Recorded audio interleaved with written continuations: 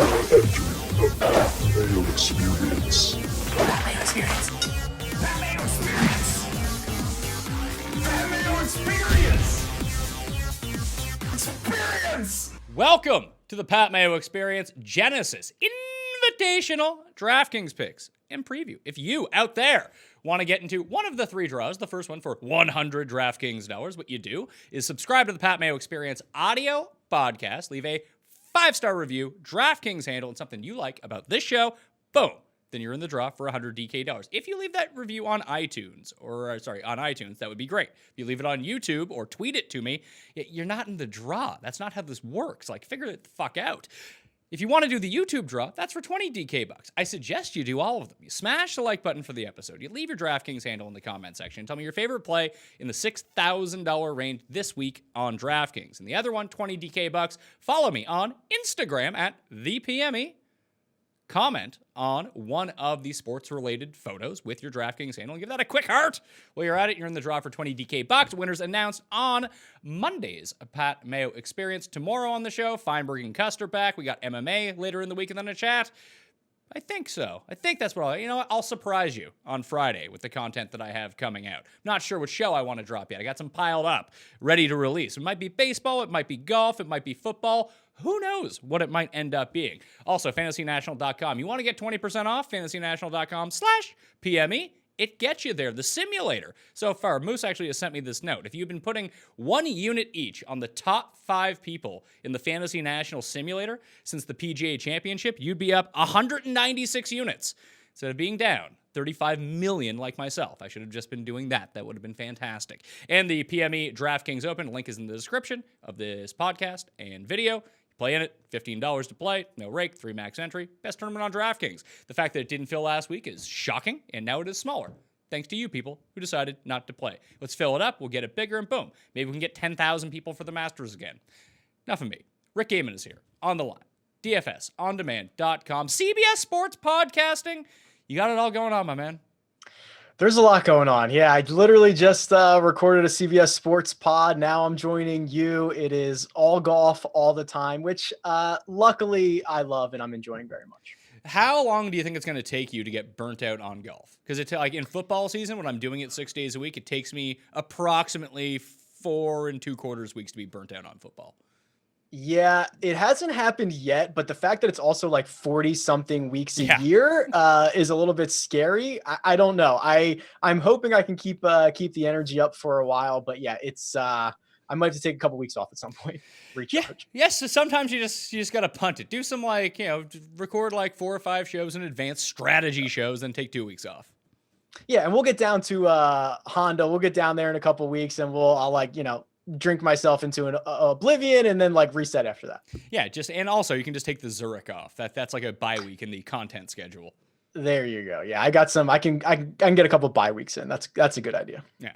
So Genesis Invitational. Now that it is an invitational, that means the field is shrunk. It's down to 120 players. It's still top 65 in ties after 36 holes make the cut. So a higher percentage of your players are going to get through to the weekend than, of course, last week, which is the biggest discrepancy of any tournament all year outside of the U.S. Open. But last week it was 156 players, top 60 in ties after 3 rounds end up making it through. And we saw a lot of really good 5 of 6 lineups. I almost had a 2 of 6 lineup that I had beat a 5 of 6 lineup that I had. That's just the way that it kind of worked out with such minuscule pieces of the chalk making the cut or ending up near the top of the leaderboard and all the chalky guys just plummeting on Sunday that you really could have had a nice score with not an optimal lineup last week. I thought I don't know if it ended up winning, but there was a 5 of 6 that was winning the big $5 drive the green on DraftKings very late at some point, because you're right. The chalk dropped, and then you throw in the fact that it was a 1% owned winner. You could have had a really good 5 of 6 last week. So I was thinking, I've been trying to review my notes every single week and update them. I think next year at that tournament is just absolute stars and scrubs. Yeah, and that's what we've seen, right? Either DJ's won it or someone, some big name has won it, or someone comes out of 125 to 1 like Nick Taylor and Ted Potter Jr., who was probably deeper than that, and they win it. So I think it's fair. And the uniqueness of the event with the 3-course rotation, potential weather issues, like the randomness is probably higher there than, I don't know, any other tournament all year. Yeah, well, you always run the optimal lineups every week. How much of the overall salary was used? Last week I think it was like 48.5, so I think it was $1,500 off the table. It had 4 guys in the 7K range. Would have been the absolute best lineup you could have had, along with Day and Phil, I'm guessing. Yeah, it was Day, Phil, Streelman, Taylor, Mitchell, Nick Taylor, Kevin Streelman, Maverick McNeely, and Matt Jones. It spent 48,500 and scored 653.5 points. Wow, shocking, big number. This tournament is a bit trickier because the only time we've ever seen really out of nowhere winners like Han and JB Holmes, and I guess John Merrick, to go back a little bit farther, but like in the past 6 years or so, it's only been when inclement weather hits that these guys end up winning. And other than that, it's like Bubba or DJ.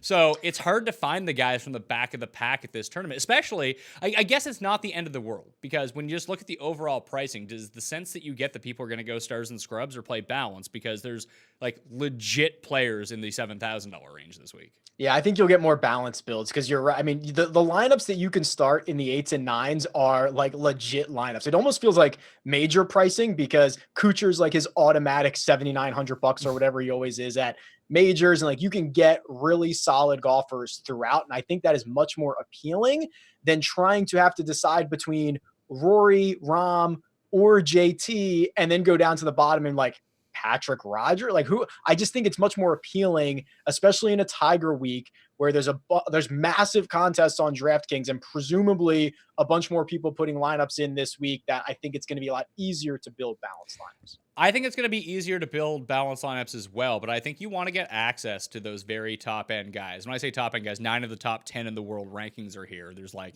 40 of the top 50. Like you're going to have access to a lot of good players, but the expensive ones, only because where the field is down to 120, so over half the field makes the cut. Like it's a gamble, obviously, to take some like the Sam Burnses of the world, who, if anyone played him at the Waste Management Open, knows how poorly that can go from time to time. But I think if you do those sorts of builds, like the actual like stars and scrubs, if you can find a way to get your 2 scrubs through, like you are looking good on the weekend.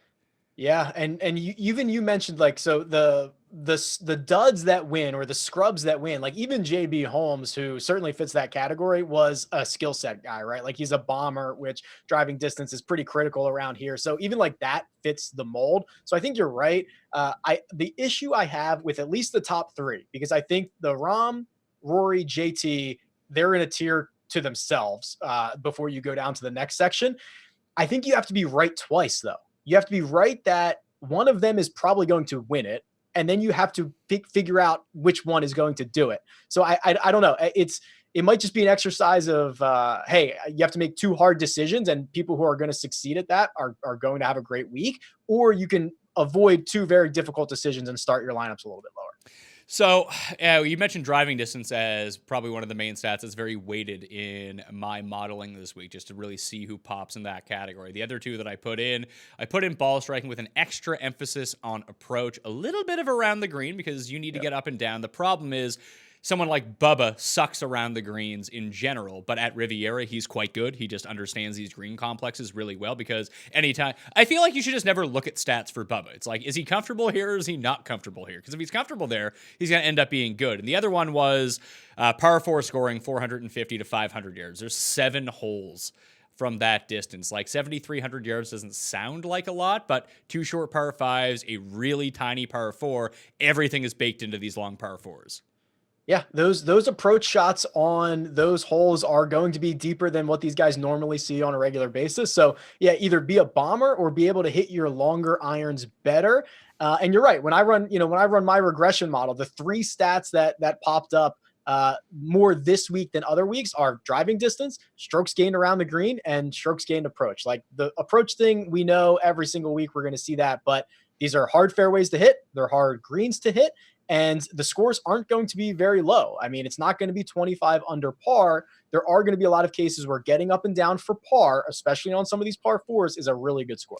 And even like as sad as this sounds, like no course had more putts missed inside 3 feet than this course over the past 10 years. Like there's something, it's POA, but there's also something about these greens in particular where either you can read them or you cannot read them. Like you just see the putting splits on some of these guys, like JB Holmes and Bubba Watson, for example, are bad putters. At this course, they putt lights out.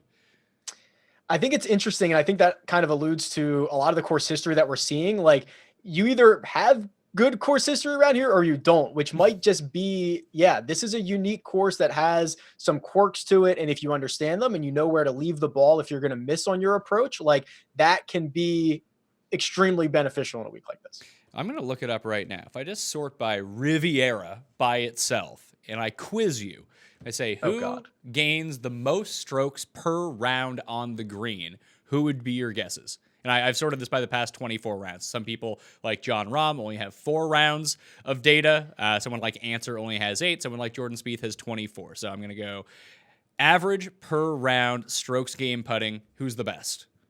I'm pretty sure I know Kevin Na is up there somewhere. It's Steve Stricker by over a stroke. Okay. So we could throw him. Kevin Na actually isn't one of the ones who's up there, which really surprises me. It's his long irons that do the damage for him here in his around the green game. I'm shocked by that.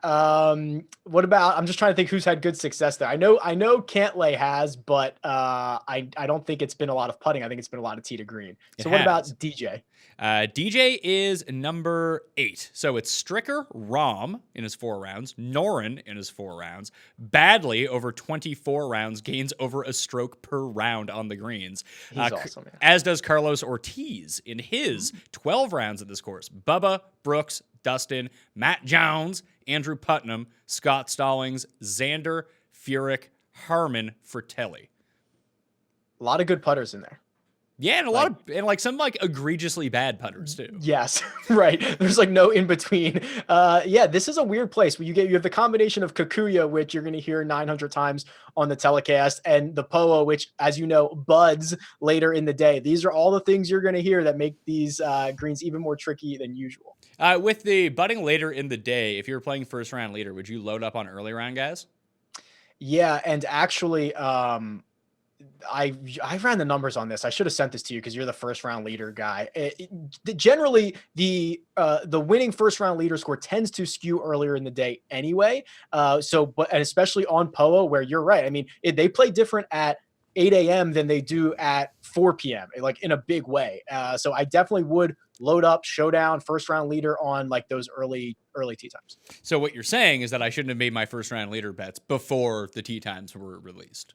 Not ideal. Also, I'll be there Thursday. I'll hang around 10 or like whatever. If you need me to like kick a ball like deep into the rough or anything like that, just like shoot me a text. Let me know. Listen, if Sam Burns is there, just do whatever you can to help him because this guy cannot get it up and down. The approach is top notch. Absolutely bombs it and can usually only putt on Bermuda, but we're going to take a chance on old Sammy Burns at 225 to 1 first round leader.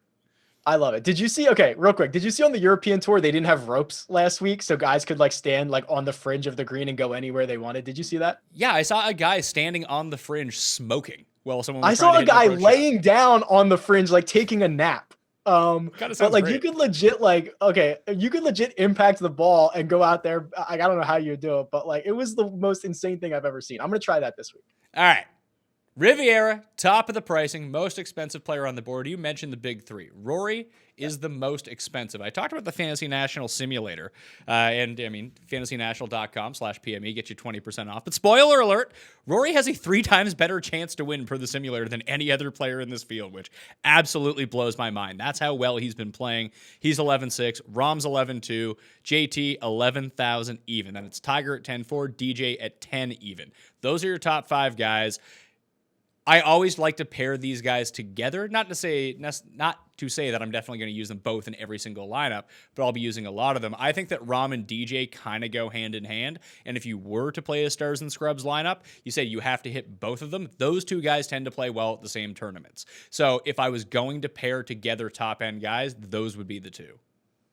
Yeah, I don't I like if you're gonna pair them, those two seem to be a little bit of a natural fit. If you're gonna pick one, like I think we're really splitting hairs a lot on the top three guys specifically. I mean, just to look at how much win equity those three suck up. Like you mentioned Rory alone has a ton, but Rory's won 2 of his last 8 events. JT's won 3 of his last 9, and Rahm's won 2 of his last 6. Like these guys are winning at literal prolific rates that we don't usually see. So I think it's very difficult to be like how am I going to choose between them? So that's why I don't like if you're not pairing 2 of them up. I'm actually starting a lot of my lineups lower, but this is a really top heavy section of this board. I mean, Rom, for one thing, I think the skill set is really nice. He equated himself quite nicely in his first run last season here. Anytime he plays in California, you almost have to take him. He comes inside the top 5 like 80% of the time at these tournaments in California, which is always really nice.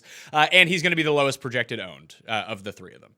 Yeah, I mean, you can convince me on all of them. What about JT? I mean, I tweeted this out. JT has gained strokes tee to green, which like is my favorite stat in the whole world. It is very, reflective of success. It predicts a lot of success. He's gained strokes tee to green in 42 of his last 43 measured tournaments. It's insane. It's almost impossible. And to your point, you actually mentioned this. The one time that he lost was the week after he came back from the wrist injury. Like it's absolutely nuts what this, like his floor is so high. I agree. I think he'll end up being the most popular of the top 3, which, is neither here nor there. If he wins, you're going to need to have him. But like you said, if you're trying to split hairs between even the top, I mean, we'll talk about Tiger and Dustin in a second, but these top 3 guys, like what is the difference? I think ownership comes down to it. And I think that, Raza and I talk a lot about pairing skill sets together. So not necessarily tee times or courses, what skill sets translate really well. I just feel like Rahm with DJ, they have the same skill set where Rory is a little bit different, JT is a little bit different, and of course Tiger is completely different from these other 4. I mean, all these guys are bombers, yes, but like JT overall has the best game, but I don't know. There's something about him this week where I can just see him finishing T6. I mean, he did blow a 4-shot lead in the final round last year. Yeah, I mean, it's weird. What we've seen recently from a lot of these guys is even when they don't have their best stuff, they're finishing like in 3rd place or 4th place. And JT's no exception. He played probably one good round by his standards at the Waste Management. It happened to be on Sunday, and he happened to finish in 3rd place. Like we saw Rahm do that too. I mean, he kind of didn't have his best stuff at the end of Torrey Pines, was still up there in contention. Like these guys are so, in general, so safe. It's hard to, separate one from another. Tiger and Dustin. I'm going to be passing on Tiger. I think he's too expensive. Not to say that Tiger cannot win. If he's Tiger Woods, of course he can win. Just when you start nitpicking, and I talked about this with Feinberg a little bit, like all of the good players are here. You can't take everybody. So how can you parse them a little bit? And I just don't think he's good enough off the tee to give himself this is not the best course for what Tiger does well. He is probably the best long iron player in the field. We know he can putt, but he doesn't have a great track record here. And he's going to have to be so good off the tee with both distance and accuracy, and that just isn't a part of his game anymore.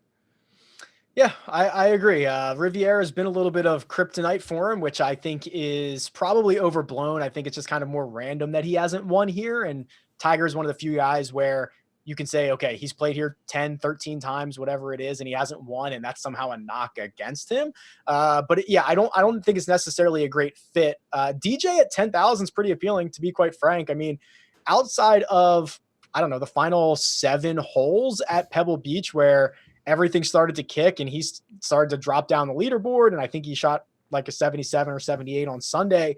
He played well tee to green. He could not buy a putt. I mean, he was on a lot of the coverage. He was on PGA Tour Live. He was leaving everything on the lip. If he finished, T10, I think he'd be a lot more popular this week. And he's rounding into form since that offseason knee procedure. He's played well enough at the President's Cup. Like I like DJ at a 10 flat. I like him at 10 flat too, and I think that's going to be a pretty popular sentiment this week. This is about as cheap of DJ as you're ever going to see at a tournament where he wins or essentially comes top 5 every single year. Like last year was a very bad year for him at Riviera, and it's only because he lost strokes off the tee, which is really strange. But it seems like he's figured his driver out again post-injury now. Yeah. Oh yeah. He I don't have it in front of me, but there was like 2 rounds when he first came back where his driver was like super wonky, and then he got right back to being DJ again, and he was like best in the world. I have no concerns about it whatsoever. Yeah, just looking at his ball striking. His ball striking has been pretty on point, except for the final round at Pebble where everyone was kind of all over the board. Yeah, even at Tournament of Champions, it was a little bit weird for him, but it does seem like just watching him on the coverage in Saudi Arabia, like if he could have made a 5-foot putt that week, maybe it's the putting that should concern us because like, he's missing some pretty makeable putts. He missed a lot of makeable putts on Saturday and Sunday at Pebble. I'll tell you that. Yeah, I mean, but he was putting he had like a 12-footer for eagle, a bunch of 8-foot birdie putts. I don't know if it is a concern. You know, we've seen him kind of just go through these stretches where he's not afraid to switch his putter. It's always seems to be something that's going on with DJ, right? He'll play like 2 rounds with one putter and the next 2 with another one. He's super weird about that, but that always seems to be the one thing that holds him back. But he's going to give himself plenty of looks. Yeah, he's lost strokes putting now in 7 of his last 8 events. Gained 6.5 in Tournament of Champions, so that's kind of nice. But of the top 20 price players on DraftKings this week, over the past 24 rounds, he is the worst of the 20. So maybe that's good. That doesn't surprise me at all. But it's not keeping anyone off of him is the thing. Like, how many people do you think just start like Dustin's only 10,000? There's where I can save my money. Yeah, I think that's going to happen a lot. And even like, okay, he's been really bad with the flat stick, but still puts up results, right? I mean, he played well at the Tournament of Champions. He played well in Saudi Arabia, right? I think he finished 3rd. Yeah. And then you throw in the course history. If that's the only thing wrong with DJ is that he can't putt and he still puts up results, when he putts, he's going to run away with this thing. So his results at Riviera over like the past decade or so, 9th, 16th, 1st, 4th, 2nd, miscut, 4th. He's gained strokes putting in 7 of those 8 events. Not bad, Pat. That is pretty good. Yeah. So I think having him as a second player is a really interesting option. But again, that goes back to what I alluded to at the beginning, where you're going to have to take a chance on... Just scroll down. I mean, we'll end up talking about this entire area, but I've highlighted a few guys just like, yeah, I like them, but do I really love Matt Jones? I don't know. Yeah, you're like paying the price and going down to like Joel Damon or okay, don't steal my guys, okay? Okay. Is that a starred name? It is a starred name, yes. Yeah. I got some reasons for old Bucket Hat this week. I like him too. There's a couple of guys down there, but it is a little scary. I mean, DJ is your second man in. I don't know what it leaves you with, $7,000 per person. And then you got to work your way down pretty far down the list, but it would be very appealing for sure. Yeah. If you can pull it off, it's fine. But I think a lot of people will just start with DJ and then drop into this $9,000 area. I even wrote up in my column this week, if you took away like the 9 of the top 10 players in the world are here, if you took those 9 guys away, you'd still probably have one of the best fields of the year. So there's a lot of options to choose from. That's probably true. I mean, outside of some of like the WGCs, but they have kind of some weird qualifiers at the bottom. Even like the Masters has the past champions. Like this is a stacked field pretty much through the top like 50 guys. So yeah, I mean this 9K range, which is led off by Patrick Cantlay, who's probably my favorite. I think that a lot of people are going to look here and say, oh, I can get 2 of these guys. I can get 3 of these guys. Like this, I think there's just going to be a lot of ownership, very much focused on this 9K range. Yeah, whole 9K: Cantlay, Bubba, Brooks, Hideki, Xander, Finau, Adam Scott. Those are your guys. And based on the way the betting boards have been going so far, Adam Scott opened at 33. He's down to 25. Bubba opened at 25, got down to 22, and now he's at 18-1. So I would expect that those 2 guys are going to be extremely popular, and I'm in on Bubba. I don't care how popular he gets. I'm using him. It's the perfect storm for Bubba. He would have been popular if he came in with 2 missed cuts because of the 3-time champion thing. Everyone knows that there are specific Bubba tracks. It's here, it's Augusta, it's TPC River Highlands. There's 5 or 6 places a year that are absolutely Bubba tracks. And this one is like the most Bubba track. Then you throw in the fact that he's 6th and 4th in his last 2 starts. And it's like, wow, yeah, perfect storm for Bubba this week. Yeah, it's a perfect storm for a miscut when we're all on the 1 week. We're just like, you know what? We're all eating the Bubba chalk last place. Bubba Chalk is terrifying. Let me tell you, especially because he's also going to be the most popular one and done pick, I imagine. But yeah, I mean, it's all there in front of him. It is up to Bubba to disappoint us, which I'm sure he can certainly do. Yeah, I mean, over the past 24 rounds, 8th in the field in driving distance, 3rd in that key par 4 range. Like, he's putting well. He always putts well here. I look back at his last 5 years at Riviera, and in each of the 4 separate strokes gain categories, he has lost in one of those in 1 year. He was -1 on approaches last year. That's the only red he has on his sheet. Yeah, he's been unbelievable, and it's an even year. He wins it every other year. He's, I think, second in this field in driving distance behind only Cameron Champ and those who qualify for stats so far this season. Like he checks off every box. It's just scary because he plays a yellow ball still. Yeah, that's all. That's always pretty. Has he won with the yellow ball? I don't know. I don't think that he has. I don't think he has either. And it was like, I think he's actually back to, what was he? He's playing like a yellow Volvic for a while. I think he's off of that. I think he's back to a title. I don't remember, but I think it's a better yellow ball now. Yeah, he played the Volvic that year like he was god awful, and then he switched back to a Titleist 2 years ago and won 3 times. Now he's just using a weird colored ball. Yeah, I don't know. It's terrifying. Like him, Rory Sabatini, anybody who's playing a yellow ball, like I'm super scared to roster. What do you do with Brooks? $9,400. No one seems to want to use him. It's just really strange because I'm hesitant to use him too. That usually means like lean into it and take him. I tend to agree with that. I was super stunned like Monday morning when I opened up the odds and Bubba was 25-1 and Brooks was 26-1. I mean, I think he's shaking off the rust from this knee injury, right? He hasn't played all that well across the globe. He comes back here. I don't think Riviera is necessarily a great place to shake off the rust considering he's missed the cut in his only place here. Like I agree. I tend to just be like, long-term skill set, lean into this. Like it's okay. He's the number 2 player in the world. He's Brooks Koepka, but it feels like it's not going to happen this week. And he hasn't really done anything to inspire me. To answer your question from before, if you have Rahm and DJ in the same lineup, you actually have $7,200 remaining for your 4 players. That's not awful. There's good guys at like 7,000. Yeah, you could get Lonto in there. He's 68, and then you could, wow. Okay, it's obviously more than I thought. I thought it was going to be 7,000. Yeah, so maybe people do lean stars and scrubs because if you want to go like super scrubby and take like a Damon who's like 65, then you get access to that like Casey tier of player. Yeah, which spoiler alert, Casey, like when you compare odds to DK pricing, there are 2 things I shouldn't do this week. One is play Bubba over Brooks at triple the ownership. I know that's a bad play, but I'm going to do it anyway and like go wildly overweight on Paul Casey again and be like, well, he had 1 bad round. Who cares? And then he'll shoot like 80. Ugh. I'm on team 1 bad round for Paul Casey. I mean, Pebble was kicking. It kicked everybody's butt. It's okay. Paul Casey, super solid. He is the most undervalued player here when you compare him to like his Vegas odds. It is absolutely terrifying. He burns me every time I play him, but it feels right. I'm looking at the most popular plays, and again, we're speaking on a Tuesday morning, so it's going to be a little bit different. This has a lot to change. Other people need to weigh in, and then all of a sudden, everything like if it's like, hey, Bubba's going to like try to go to Charlotte for the All-Star Game celebrity weekend again. Everyone's like going to bail, then he won't go, and then he'll win, and then you get Bubba at like 5% ownership. Still, Brooks is the only one projected in the single digits. After him, Hideki is actually the next lowest owned. Hideki's been good around here. Yeah, Hideki's good for 3 rounds. He sucks 1 round.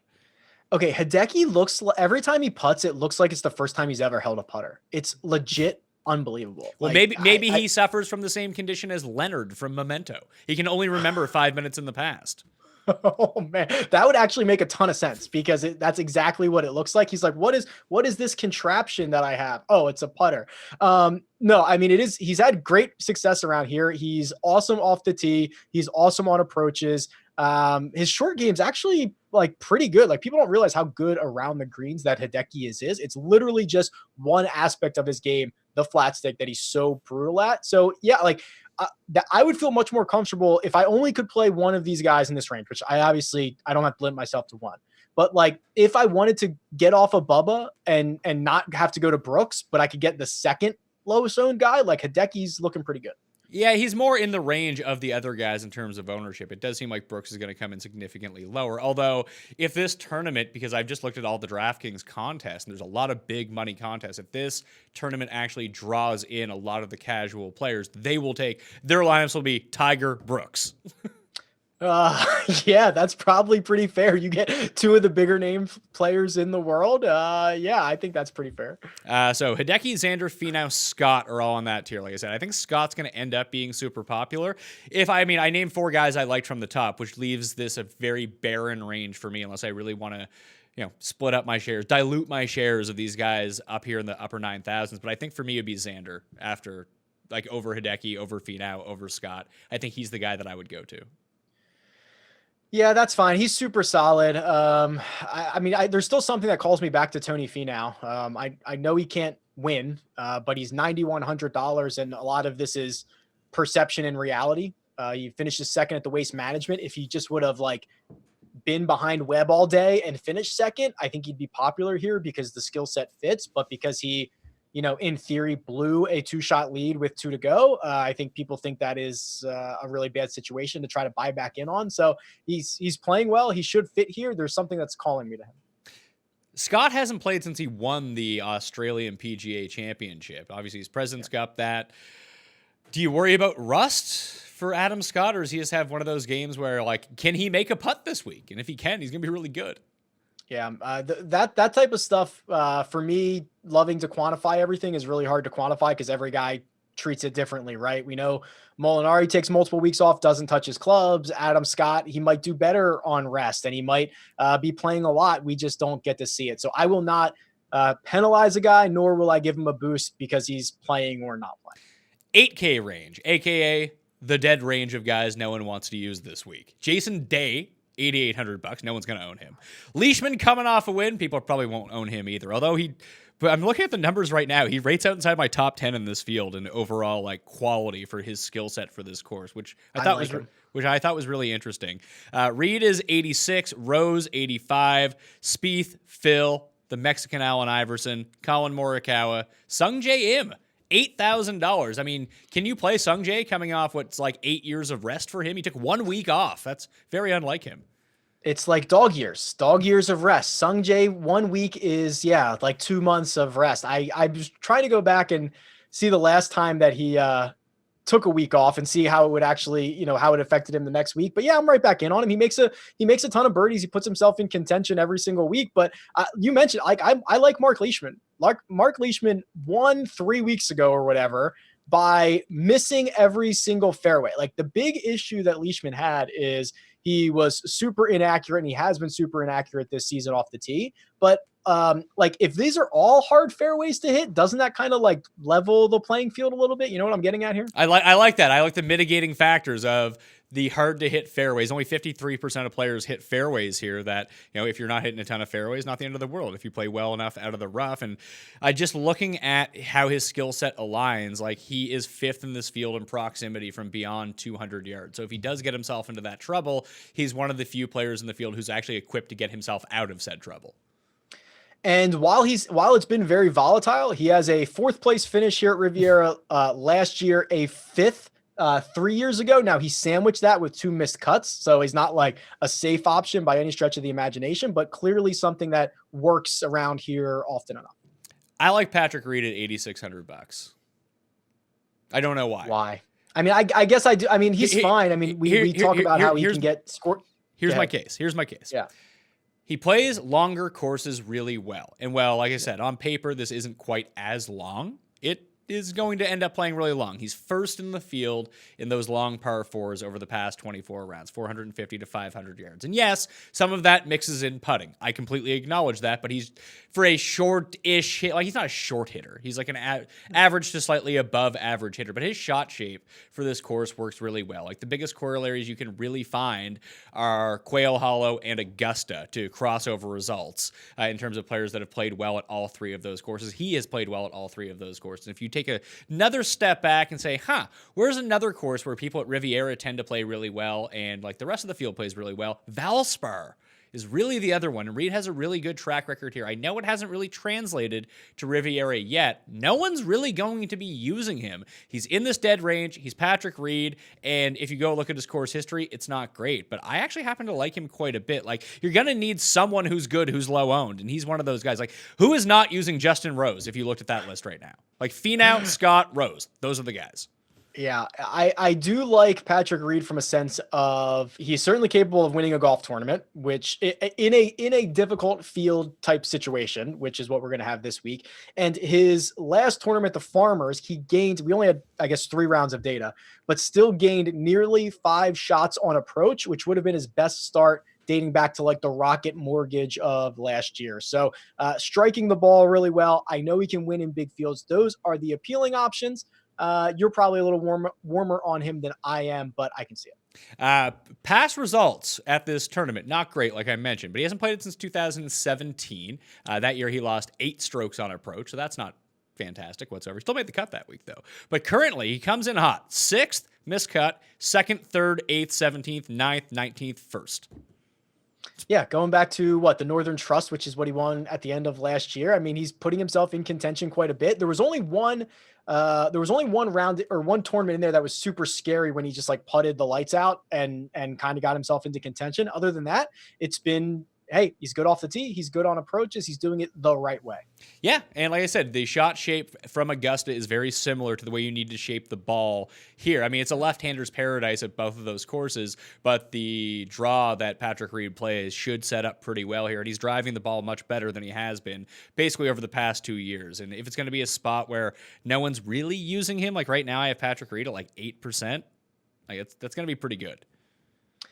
Yeah, I don't know who else in here. I mean, Rose. People are in on Rose, I guarantee you. Well, that's for sure. It pains me to say this because I am not a Jordan Spieth guy, but like, are we almost there on Jordan Spieth? Yeah, I don't think this is the right venue though. He got himself into Mexico. Mexico could legit be a win for him. I think that's right. So it took basically like 15 or 18 months for like the betting market and kind of like DraftKings to put Jordan Spieth where he belongs. I think he's actually getting close to being there. He made that swing change. Or not a swing change. He adjusted his grip 5 degrees stronger 3 weeks ago. And that was an effort to improve his off the tee game, which he's gained in his last 2 events, which is a big deal for him because his previous 16, he had lost in 12 off the tee. So I think there are very small nuggets of positivity to look forward to Jordan Spieth. I agree. Maybe Mexico's a little bit better, but like once he wins again, and it's likely going to happen, we're not going to get these prices for like what could be a year or 15 months. So I read the best of the $8,000 guys. You may have talked me into Leishman a little bit. Then you go to the very bottom. I'm just going to pass on Spieth, Phil, and Answer. Answer seems hilariously overvalued in this field, but maybe he ends up playing really well. Who knows?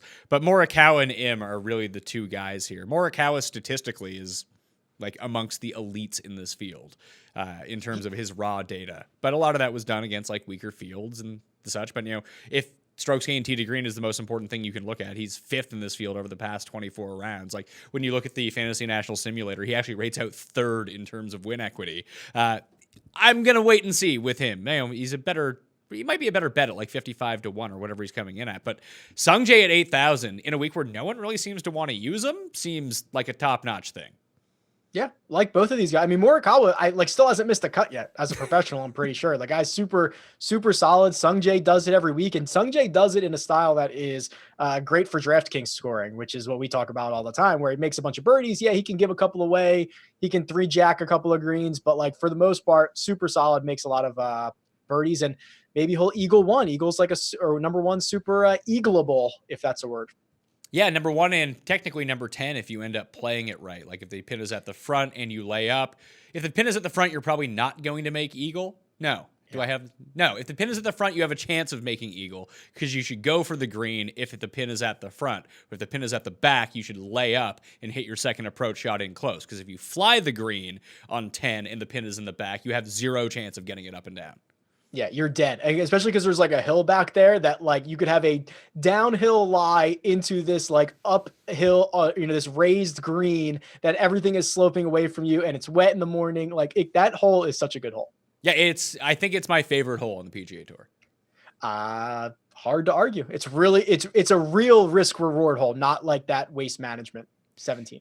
No, I mean, in the Waste Management 17, unless you're Sam Burns and you take an 8 to miss the cut, even if you hit it in the water, like you're basically bogey at worst. Yeah, you're dropping it on the green most of the time. Like you get away with par so often there that it doesn't end up being that big of a deal and everyone goes for it. This week, you'll actually see guys lay back and try to hit like a wedge into this thing. It's a very, and the guys who start on the back have to start their day on this hole. It's like a very tricky situation out of the gate.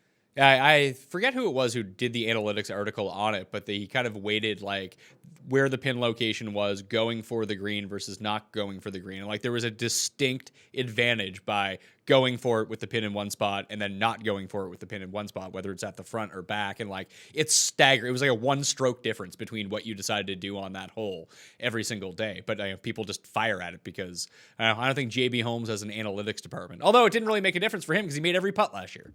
I was going to say, how many of those guys, one, know about that article, and two, care and just are going to pull driver anyway? Bryson might be savvy to it.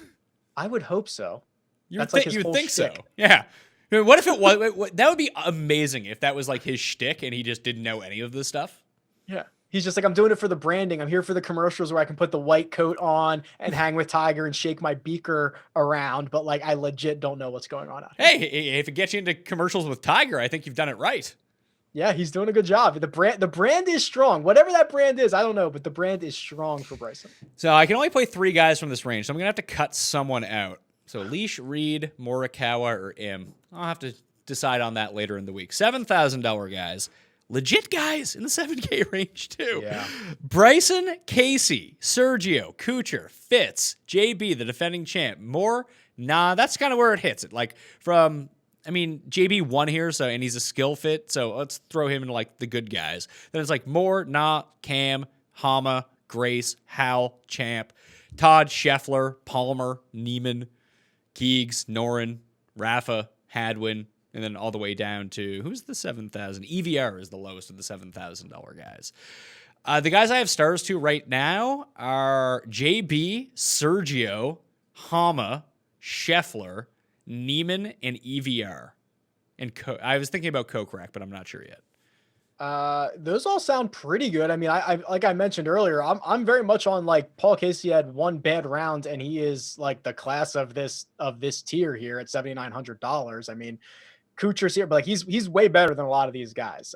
So I will probably get back in on Paul Casey, but I have a stat for you about our good friend Charles Howell III, if I can find it here. Okay. So if you just go back and aggregate like the strokes gained over the last 3 years at this event, Charles Howell III is 4th in this field. But what I like about it is 21 of his strokes gained, like 17 and a half of them are from tee to green. So it's like the opposite of Kevin Na, who's like gotten a hot putter here in the past. He's been great around the greens, all that stuff, probably unsustainable. Charles Howell, who is typically a very safe golfer, he's been a little bit more volatile in recent, 6 or 7 months. Still has some decent upside, and I think this is a really good floor for him around Riviera. I think so too, but like, I always feel like the perception of Charles Howell is that he's so safe. Then he ends up in a lot of people's cash game lineups. And when he ends up in a lot of people's cash game lineups, that just filters over into GPPs. Like every time that we think that we're going to get Charles Howell somewhere cheap or somewhere low owned, that never really materializes. I wish people like he's not as safe as he used to be. God no. Like miscut 12th, miscut 20th, 36th, 8th, 20th, miscut 68th. Like it's not great. It's weird because he's now, oh God. Yeah, now I'm talking myself out of him because he's now the combination of not all that safe and like little upside of actually winning the golf tournament. Hey, he's won here before. That's true. It's like his one win in like, I don't know, what's he won twice in 12 years or something like that. I think it's like twice in 20 years. Yeah. Even worse. So it's maybe that's not a combination that I want to be involved with, but he just keeps popping out at me here. I mean, I talked about the corollary between Quail Hollow. I think that is a reason to give a look to Max Homa, who's also playing really well too. Yeah. This is, I don't think it's an exaggeration to say this is, I mean, he's a young guy, but this is the best golf we've seen out of Max Homa. I don't think that's much of an exaggeration. And yeah, you have the Wells Fargo Championship crossover, which is a place that he's won. Like that's, yeah. I mean, I'm continuing with these guys. And we saw it with Lanto at times, or we saw it with like Tom Hoagie. It's like, how many events can they keep this going for? Homa seems to be in a good spot. I like his game more than I like some of those other guys. And he has the distance as well. I think that really compensates for a lot if you're just, off with your irons that day or you're not chipping it well. That can make up so many strokes at this course. That's the biggest advantage that you can have. It's almost like when Kokrak doesn't play particularly well here, his driver really does bail him out year after year, that if he ends up having like a good iron week, all of a sudden he's in contention. So I kind of feel that way about Scotty Scheffler as well. I know he hasn't played it, but he's sort of the skill fit for this course.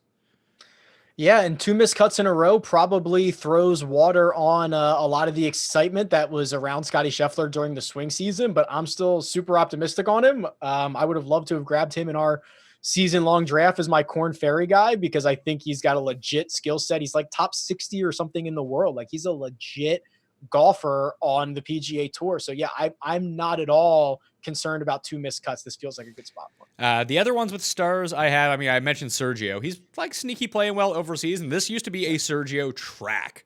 Yep.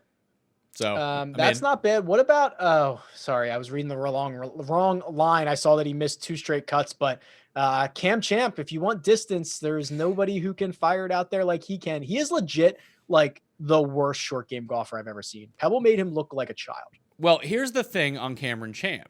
I think it's almost like to the same Gary Woodland effect for years. Like Gary Woodland's a bomber, take him at this course, but you go and look at his results, and all of his best results came at really short courses. In fact, when he wins a U.S. Open, where does he win it? At Pebble Beach, a really short U.S. Open course. I think Champ's kind of the same way. You get him at a shorter course, he tends to compete. You get him at a long course, not any good. So somewhere he can hit like 4 iron off the tee and be down. He can go 4 iron wedge into a lot of greens. That is a very good comparison to what Gary Woodland dealt with for a long time. Yeah, like he was 16th. Champ was 16th at the Farmers. Champ is playing really well right now. He was like kind of in the mix at Pebble last week too until the final round. Then It was a bit much. So like even like he wins at Safeway, bit of a shorter course. It's a ball striker course, but it's a bit shorter and it's up in elevation. He wins at Sanderson Farms. That's also a bit of a short course. He plays really well at the American Express. All 3 of those are super short courses. And I don't know, it was really striking to me to see that. Like, if he's driving the ball as well as he can, and we know that he can definitely compete here. I do have those concerns about the short game, though, especially not knowing this course all that well, that it could be a bit tough for him. Yeah. Him and Victor Hovland were in the same group on Sunday, I believe, and both of them just had their hands full around the greens and on the greens. It was bad. I like Neiman, 73. I like Neiman. What about Noren? Noren continues to put up good results. I think he has a 16th the last time he played here. I can dig it. I like Noren. Obviously, his game has come around, and you talk about short game. He's got short game, so he can get himself out of a lot of problems. I think he'd be a good cash play. Not that I play cash games, but I think he'd be a good like single entry type play that no one's really going for. But I just don't know. I mean, I'm thinking about you. If I'm thinking about using Scheffler or Neiman, I really should be putting Noren into consideration. And like, if I have Kokrak in consideration, like Eric Van Rooyen in consideration, then maybe I should be going to Alex Noren. I didn't really give him a whole lot of thought.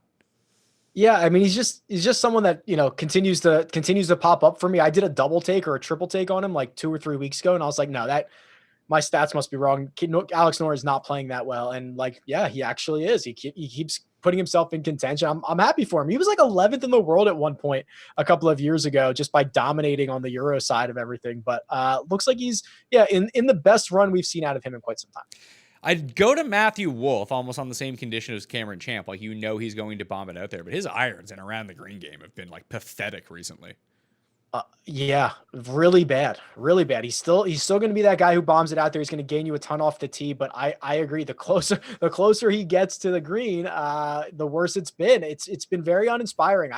I've been following him very closely because I'm excited to see what he's going to do this year. And yeah, he plays himself out of contention a lot. He looks like a little lost with the second shot. Then you got like your Danny Willits, your Corey Connors, and then Molinari at $7,000. Like, I don't want to do it. And he's like historically shitty at this event. Yeah. Any of these guys excite you if like the score, like this is not going to be 25 under. It's probably going to be 16, 17. If the score was 7 under, I'd take Willett, I'd take Noren, and I'd take Grace. Like those would be the guys I'd be targeting. That's probably pretty fair. It's probably going to be closer to 15 or 16. Like, yeah, I don't know if some of these guys can get there, but I agree. If we found out or the wind was going to start to kick or the weather was going to be bad, I think it brings in some of these other guys more. And the three you named are actually probably the three. 6K guys. Fitzpatrick would probably fall into that list too, although I'm not the biggest Fitz fan in the world, but he tends to play well. And, where it's not like a super birdie fest, tougher conditions, keep that ball low, use your short game, get up and down, make a few 9-footers. It's kind of his entire game. 6Ks. I'm staring Grillo in the face. Like, I wish there was a button on here that I could self-exclude Emiliano Grillo. Like, I don't need him showing up that he's like the best at this and the best at that. And then you use him. He's the fucking worst. I mean, Grillo, he breaks the models kind of in the same way that Luke List did for so long, where he always looks good on paper. And then it's terrible when you actually get out there. Yeah, he is luckily one of the guys that I've been able to avoid for quite some time. I don't know what it is about him. I just could never, because I don't know, he's always more popular than he should be. But it's been really, really bad for him. I'm just going to go back to Lonto at 68 and see if he can continue to keep it rolling. This is the first time we're going to see him in a big boy field. He kind of dominated the swing season, played well last week and cashed a top 10 bet for me, despite trying to give away. I think he bogeyed like 3 of his last 4 at Pebble, but we're going to see what he's made of this week. It's a big boy field. It's a big boy course. Let's see what Lonto has. Don't love Lonto all that much because there's a few other names around here that I like. Like, Lonto has been so good to you, but my guy Carlos Ortiz is my guy, so I got to go back to him. He's never finished worse than 26th in 3 starts at this event. Like, he's top tier on those long par 4s. He's top tier in terms of driving distance. His short game is quite good. He's putt well at this event in the past. So I like Carlos Ortiz at $6,800. I think I might actually use Matt Jones though at 69. The guy kills it off the tee, and if he's kind of rolling, no one's going to use him. No. And I'm actually, I don't know if I'm shocked, but what's of note is Matt Jones is like one of the fastest players on tour. He gets over the ball and smacks it immediately. And he played well at Pebble, which is like 6.5 hour rounds. So if he can do that, he can do anything. The other guys with stars right now, I don't know if I'm going to use them or not, but I got Sung Kang, Aaron Wise. Yeah, that's the Aaron Wise Ben Raza Memorial tribute shout out to Aaron Wise every week. Chucky Hoffman. I'm in on Damon and I'm in on Sam Burns. Those two guys I am definitely going to use. But I'm trying to figure out, I want to take more of a scattershot approach in the $6,000 area if I am going to go through with that stars and scrubs type approach. Yeah, I'm not sure how deep I'll have to get. I do like Damon. I think he fits a lot of things that we're looking for. But what about Patrick Rogers? He's a little bit higher. He's 6,800. He's there with Lonto. 9th and 16th in his last in 2 of his last 3 starts. He missed the cut the last time out, but he's made 3 straight cuts here and he bombs it. He's the kind of the similar where he's going to miss every fairway, but he was going to do that at Riviera versus anywhere. So maybe that just mitigates everything as the field comes back to him. This might be a good spot to pick up on P-Raj. I think so too. It's just where he was so incredibly popular last week. I don't know if people are willing to. I think people would jump off the bandwagon just a little bit, but where he has the good course history here and a skill set fit, I think that people are going to be willing to give him a second chance. I don't know. The tweets that I get, man, it's like if someone misses a cut for you, they people write them off for 7 or 8 years. It feels like the tweets that I see. So I agree with you. I mean, I don't really care about the missed cut, but I think the general public does. Okay. Well, I mean, if that's the case, then I think that Patrick Rogers is a very quality play, and I'll throw him into my player pool.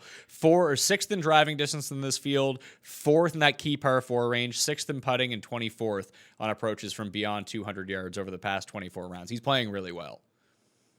Yeah, I mean, it checks off a lot of the boxes that we're looking for, and especially down here, you're going to have to make some sacrifices. I mean, Sung Kang is someone who I like a lot. I loved him last week. He was like 5 under through 6 holes, and then he completely imploded. Yeah, it was not great for old Sung. Oh my God, man! I had one Nick Taylor lineup. It was a 5 of 6, and the guy who was also in it was Sung Kang. That's brutal. Yeah, he got off to a hot start. I was about as stoked as I could be, and he's got the Monterey Peninsula. He's got the course record, and then he just legit rolled over and said, "I'm gonna get out of here, guys. I'll see you next week." And coming off playing all right too. He's been really good at this tournament though.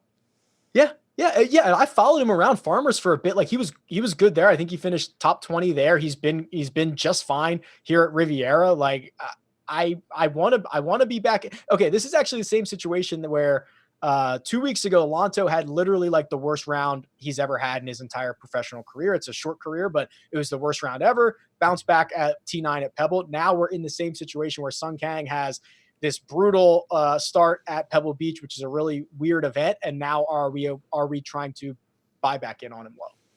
One of the other reasons for Matt Jones and Sam Burns as well in the $6,000 area is something you actually brought to the public about Keith Mitchell last week, where he was like T31 but finished top 10 in DraftKings scoring because the guy makes a ton of eagles. Burns and Matt Jones, they make a ton of eagles. Yeah, which legit goes a long way. To your point, Keith Mitchell made more birdies than Maverick McNeely, than guys that finished like in the top 5 last week, but he finished 32nd or 31st or whatever it was in the tournament. And there's always every week fairly significant discrepancies there. And some of these guys just do it a different way. You know, Jim Furyk makes 17 pars and 1 birdie. That's worth nothing on DraftKings. Keith Mitchell goes nuts and makes a couple of birdies, eagles, doubles, and outscores him by a mile. Are we through the shitty vortex of Seb Straka enough that this is the week he comes like third again? Oh, interesting. I haven't thought about him. How much is he? He's got to be really low. 62? He is 61? 61? Yeah, there he is. Yeah. Maybe like he has like these weird stretches, right? Where it's like miscut, fourth, miscut. Like it's a really weird situation. I kind of like the way he plays. He's a good ball striker for being around Riviera, but oh man, that's super scary. A ton of distance, good at long irons. Yeah. It seems to reason that he could end up playing really well here. I'm trying to figure out where he's played well in his career. He played really well actually at Valspar, if that was going to be some sort of crossover for anyone. Missed the cut at Wells Fargo. Did not play in this tournament last year. Wow, he's a tough one to figure out, really, to tell you the truth. He's missed 5, 8, 10 of his last 12 cuts worldwide. Less than ideal. With 2 fourth-place finishes and 2 of the 3 that he made the cut.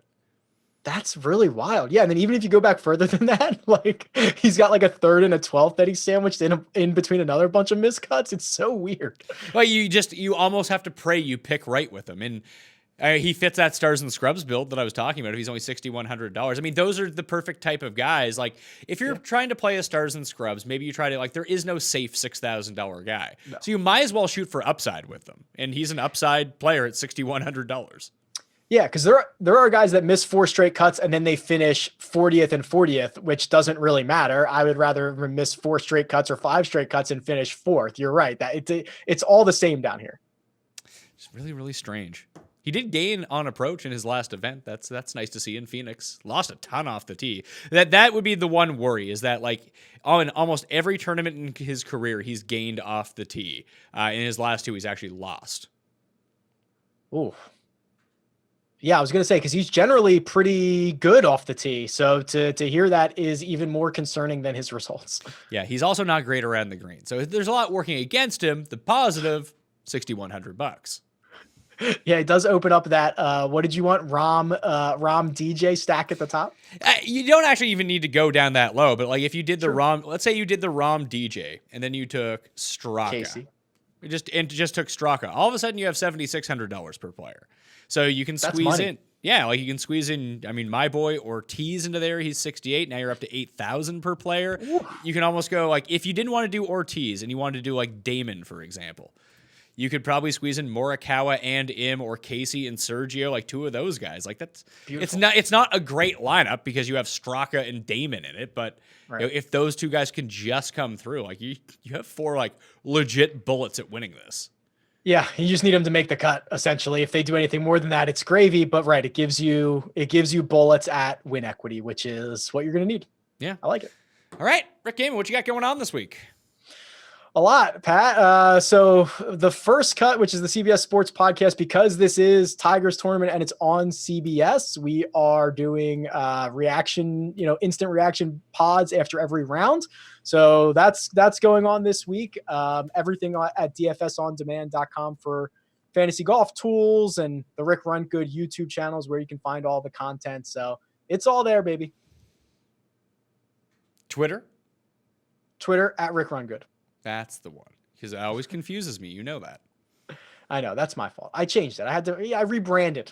Yeah, well, I mean, the rebrand is going really well, obviously. It's just in my mind, I'm just like, no, that can't be right. That's not what it was. And then I forget which one it was first, and then I get all confused. So I need to be reminded over and over again. But for everyone out there, I told you about the giveaways, 100, 20, 20. You can enter all three if you like. That audio podcast one is super important, though, because we need those 5-star reviews to go up and up and up. We're almost at 3,000 5-star reviews, so that would go a long way to really helping out the show, the quality of the show, the frequency of the show. We got a ton more shows coming up this week, every single day. We got some football on Wednesday. We got UFC on Thursday. Surprise, maybe Friday and Saturday.